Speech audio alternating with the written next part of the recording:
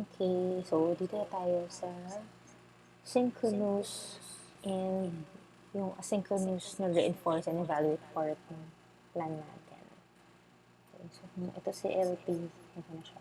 Synchronous and asynchronous. Okay, so paano ba yung discover sa synchronous? Again, you can always go back to your materials. Check nyo yung PowerPoint nyo na ginamit nyo for this lesson. And also, you can use your previous LPs.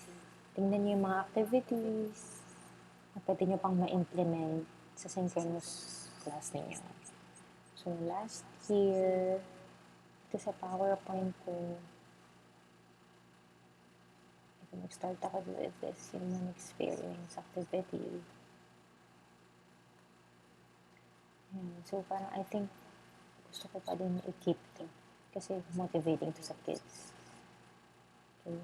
So, sa tingin ko, pwede nyo pumasok sa human experience. Okay. And then after ng activity na yan, pwede mo i-process tanong ka ng more HE questions. Ayan. Okay. So, lari ko siya under human experience. Okay.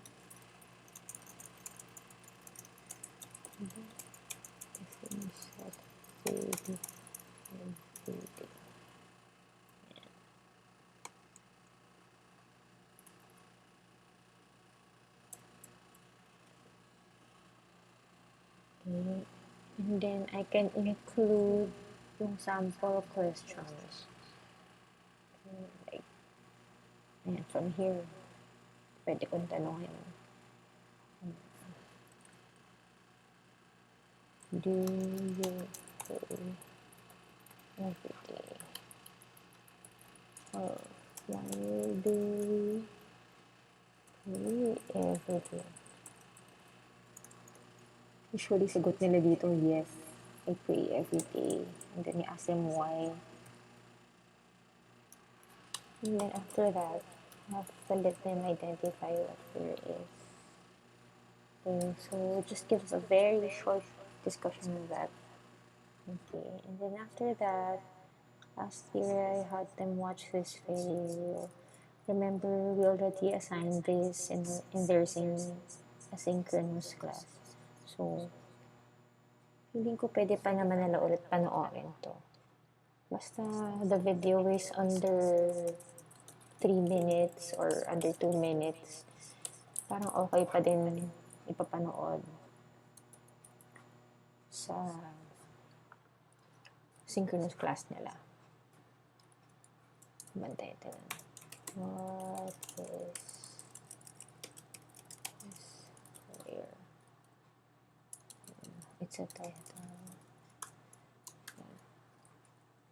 And then after that, after ng song, you can briefly give a discussion on what prayer is and how we Catholics pray. Again, you don't have to be very specific. Medyo magbigay ka na ng description on what you're going to do in your synchronous class. Okay. Balikan natin yung LP dati.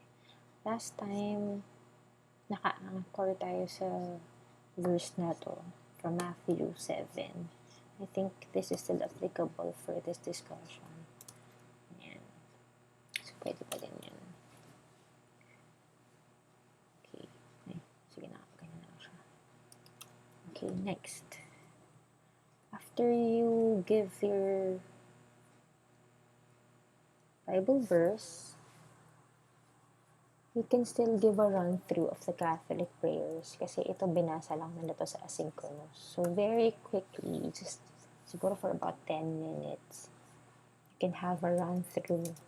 Tsaka review na lang nila to kasi last year, so nung grade 1 sila, na-discuss na nila to eh.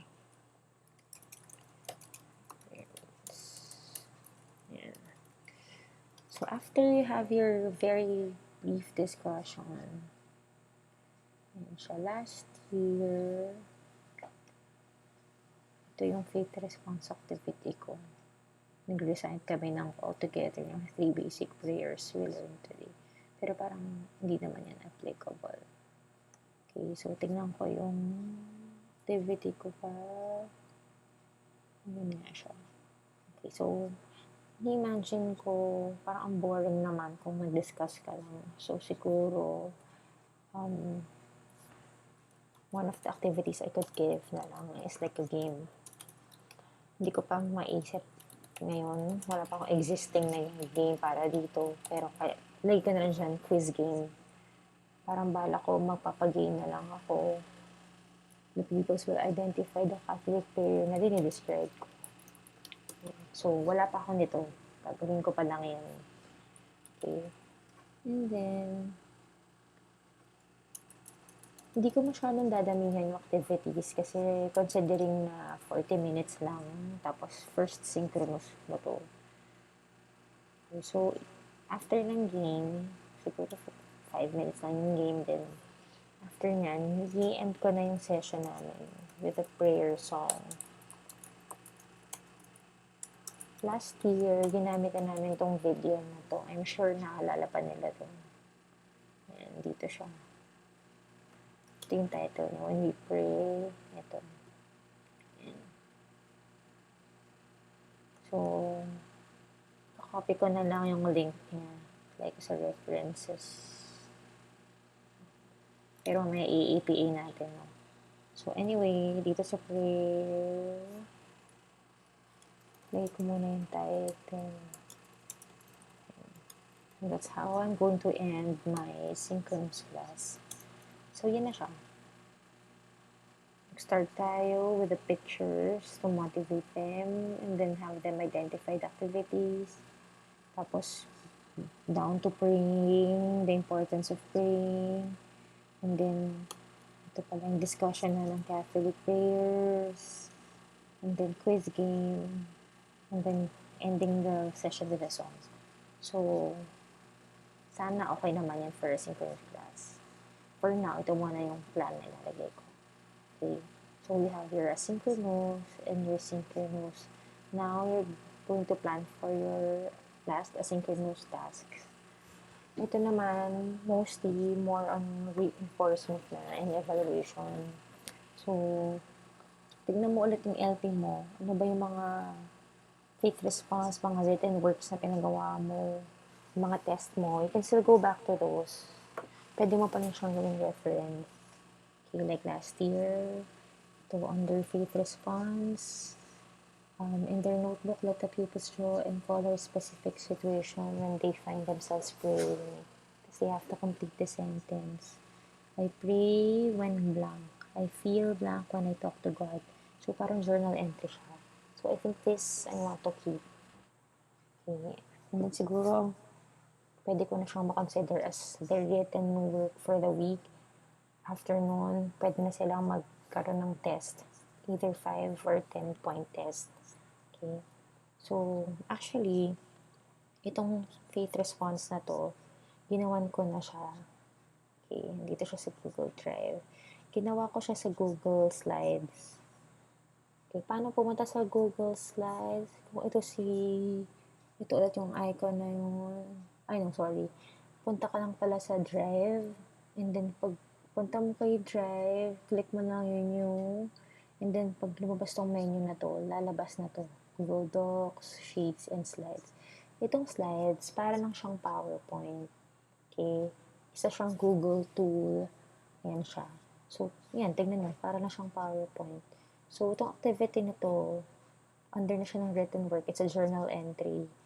Itong template na to, dito ko lang yan kinuha sa Google Slides. Pero inad ko tong image na to. Okay? And then, ito yung instructions. Answer the following questions by typing in your response in the text box. You may add pictures and images to express yourself. So, for this activity, I think kakailangan talaga ng teacher assistant. Or baka naman kaya na nila kasi grade 3 na sila eh. Okay, so first question ko lang, how do you feel about COVID-19? So, syempre, ito na rin yung chance ko para ma-relate ko yung lesson ko sa pandemic na naranasan natin ngayon. Okay, para mas ma-realize nila yung importance ng faith nila tsaka ng pagdarasal na, sa sitwasyon natin ngayon. So, tanungan ko muna sila how they feel. And then next question, how does praying help you cope with the situation?